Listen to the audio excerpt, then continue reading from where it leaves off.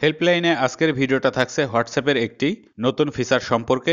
নতুন এই আপডেটের ফলে আপনারা দুটি সুবিধা পাবেন। এর প্রথমটা হচ্ছে যে কোনো নম্বরে সেভ না করে হোয়াটসঅ্যাপ থেকে কল করতে পারবেন এবং যে কোনো নম্বর সেভ না করেও বুঝতে পারবেন সেই নম্বরে হোয়াটসঅ্যাপ অ্যাকাউন্টটি খোলা আছে কিনা। এই সুবিধাটা পাওয়ার জন্য আপনারা অবশ্যই হোয়াটসঅ্যাপ অ্যাপটি প্রথমেই আপডেট করে নেবেন, তাহলে নতুন ফিচারটা আপনারা পেয়ে যাবেন।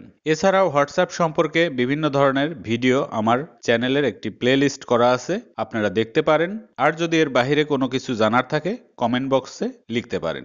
প্রথমে আমরা হোয়াটসঅ্যাপে চলে যাব। এখানে ক্লিক করবেন। ক্লিক করার পরে এরকম ইন্টারফেস পাবেন।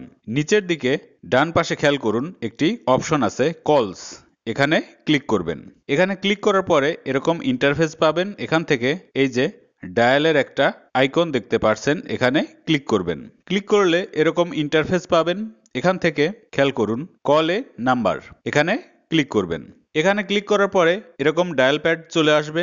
এখান থেকে নম্বর টাইপ করে যে কোনো নম্বরে হোয়াটসঅ্যাপ থেকে কল করতে পারবেন যে নম্বরটা আপনার ফোনে সেভ করা নেই।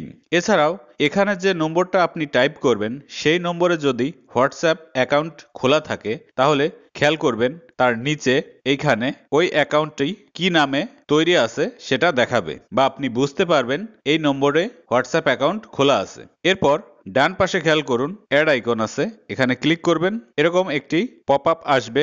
এখান থেকে আপনারা যদি এই নম্বরটা সেভ করতে চান নিউ এ ক্লিক করবেন, অথবা যদি আপনার সেভ করা থাকে তাহলে তো এখানে দেখা যাবে এক্সিস্টিং। এরপর ব্যাকে যাবেন।